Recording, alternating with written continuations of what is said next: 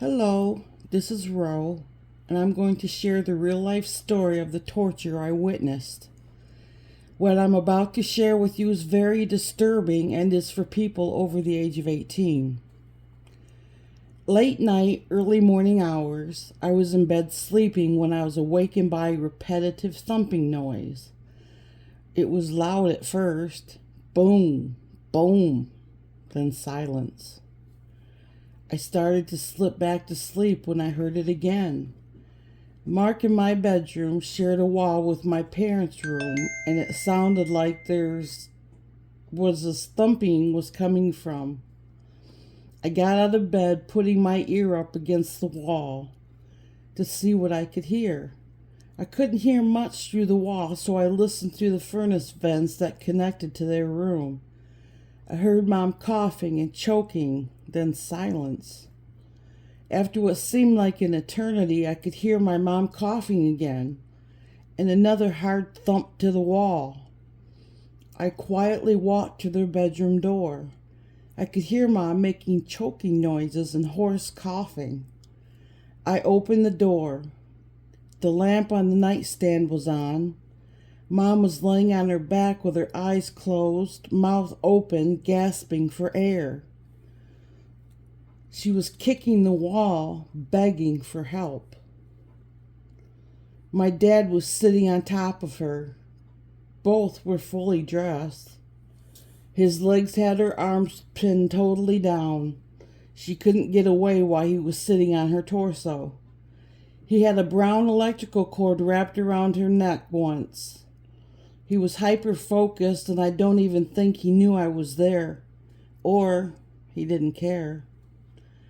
Mom knew because she started to fight him. She was hitting him in the back with her knees and was trying to wiggle free. I looked at my father. His eyes looked black, and he had such an evil grin on his face. He kept pulling on the cord, cutting off my mother's airway, and she made croaking noises in her throat, trying to breathe. She slowly stopped fighting and went limp. I thought she was dead. I gasped loudly, stumbling back away from the door. My dad looked up at me and had the most terrifying look on his face. He looked possessed and evil. He started to get up, coming towards me. I ran from my room, jumped into my bed, throwing the covers over my head. I was terrified, quietly crying, shaking uncontrollably.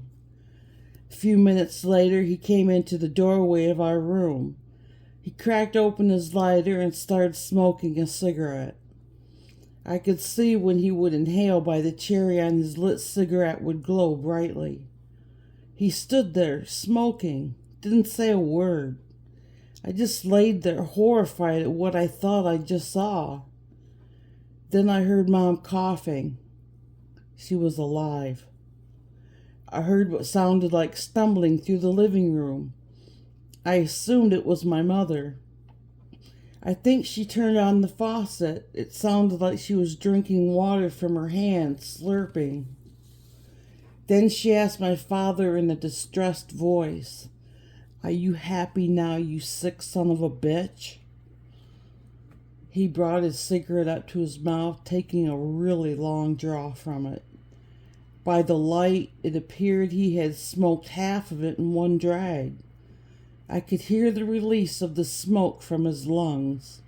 It was more of a long, controlled blow. Then he calmly said, "I'm not the one who called her in there."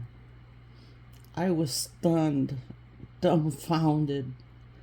She asked him what she was supposed to do, let him keep choking her until he slowly killed her.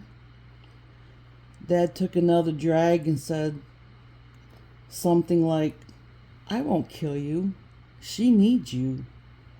Besides, I don't know what you're complaining about. I brought you back twice already." Mom repeated, "You sick son of a bitch." I heard her heels hitting the floor towards their room. Then the door slammed. Dad still stood there, not saying a word, smoking. Unless he had something in his hand I couldn't see, it looked like he put his cigarette out in the palm of his hand. I just laid there, not moving. Not a word was spoken. Then he walked away. I didn't know where he went, so I stayed there. All was quiet, and I fell back to sleep. The next morning, I was the last one up, as usual. As soon as I saw Mom, I ran to her, jumping into her arms. I wrapped my arms and legs around her, squeezing her as tight as I could. I remember being so petrified she was dead. I was so scared my body was shaking. Mom held me tight, rocking me back and forth. She told me, "It's okay, I'm all right." She kissed my cheek, set me down, and told me to go eat breakfast. She was wearing a collared shirt buttoned up to the top. I could still see red cord marks around her neck coming up from the collar. I had absolutely nothing to say about what I had seen. Besides, my siblings didn't complain about me or to me about what happened to them or what they'd seen. How does a 4 or 5-year-old child process that kind of information anyway? My worst fear was that my father would kill my family and I would be left alone. Now I'm in my 60s and still have that fear well deep within. I've already lost 2 of my sisters. I'm okay with being all alone now. I embrace the silence, crave the peace. No drama.